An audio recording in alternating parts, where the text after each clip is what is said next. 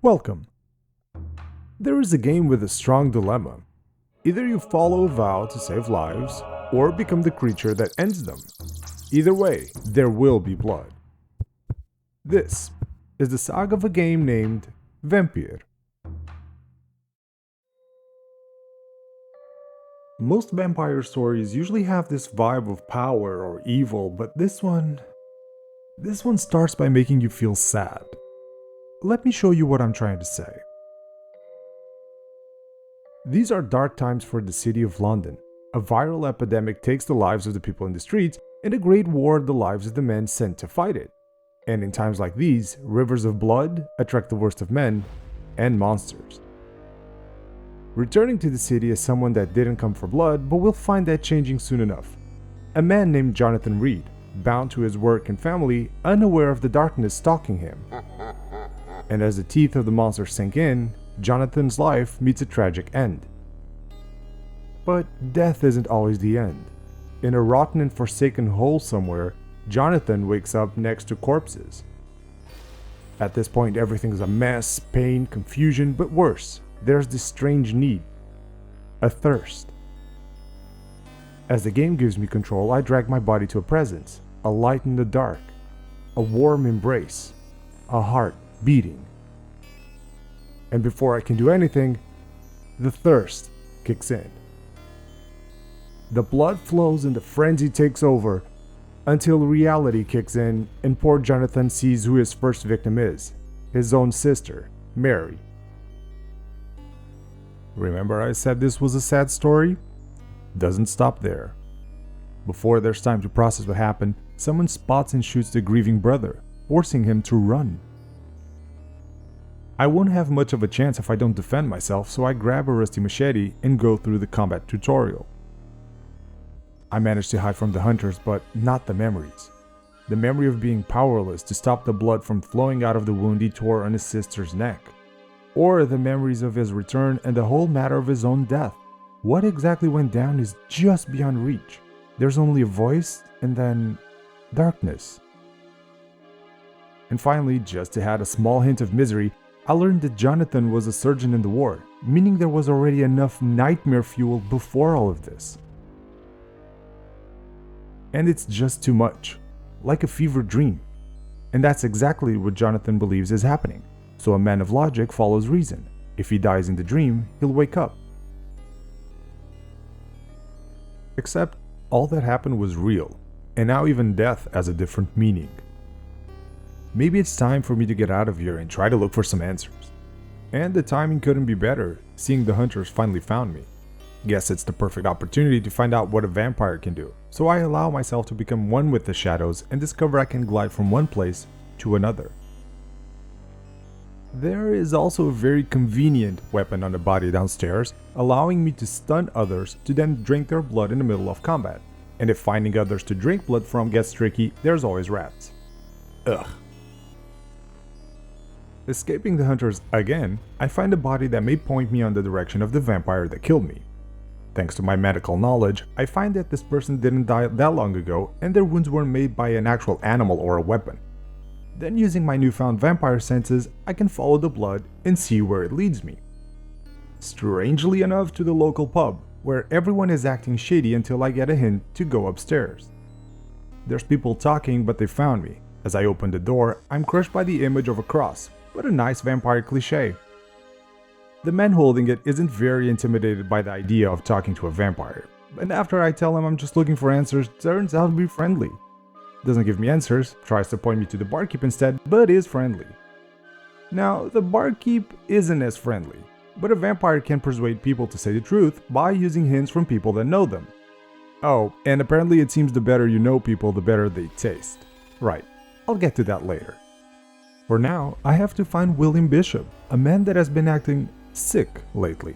But when I get to his boat, my very sharp clinical eye spots another blood-drained body with a note telling me this was a vampire hunter, meaning William isn't just sick. Following the blood again, I find William, or whatever he turned into, as he attacks on sight. This is the first boss battle in the game, and it took me some time because the way combat works just isn't very smooth. When the fight is over, I noticed a survivor. But as I try to help the man, William is back for round 2, when the new challenger steps in the ring and makes sure William won't get up again. This lady clearly wasn't having a nightly walk and just happened to come to my rescue, so I try to get some answer from her, but she just up and leaves using its signature vampire move. At the same time, my strange friend from back in the pub shows up to assist with the rescue of William's latest victim. After getting a sample of William's blood and loading our Rambler on the boat, I finally get some answers. I learned that Dr. Swansea, a member of the Secret Order of St. Paul's Stole, also runs the Pembroke Hospital, offering me a job as a surgeon working the night shift so I can investigate my condition but also cover for my recent preference for the nightlife. We arrive to the hospital, deliver our newest patient, and get introduced. But there's something else. The scent of blood and the voice of the vampire I'm looking for. 2 men are fighting.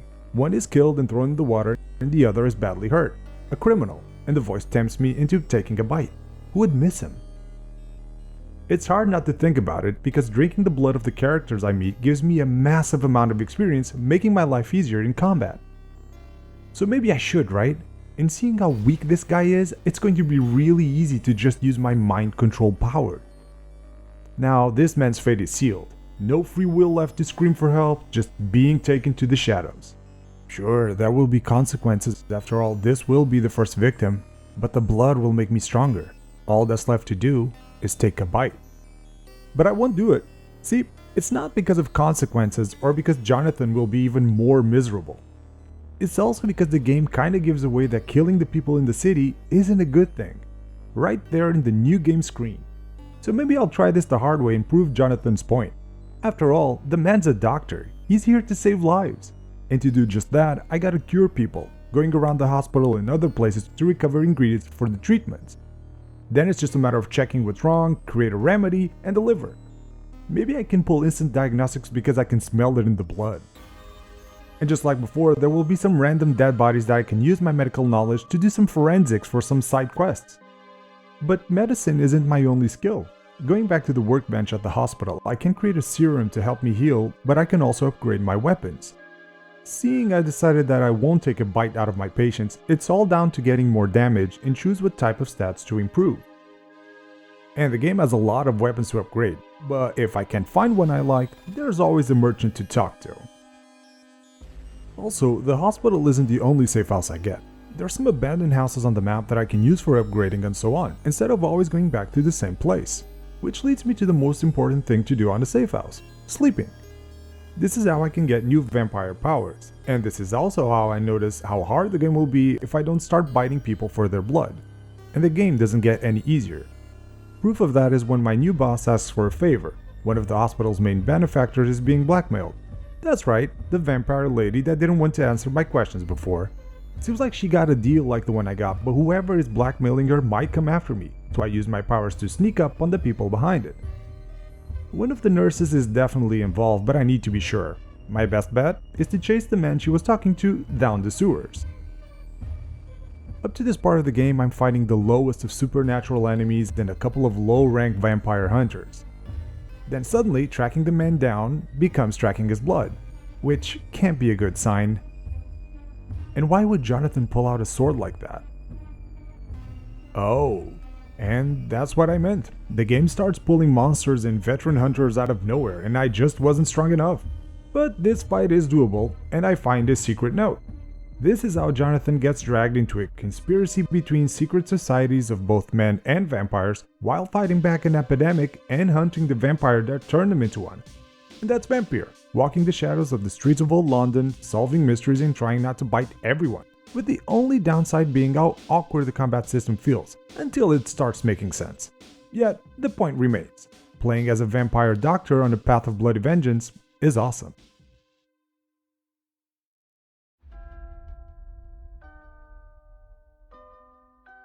Thank you for joining me on the saga of Vampyr. Was this a blood rush for you? Then, stab that like button. Also, what are your thoughts? Good vampire game or not really? I want to know. Take it down to the comments. Maybe vampires are a bit too scary for you. No worries, I got other videos for you to check out. And be it vampires or not, if you like the content I make and would like to see more coming up, all you gotta do is subscribe. If you find yourself bored in the middle of the night, then go drop by my social media and see what I'm up to. For now, it's back to the shadows.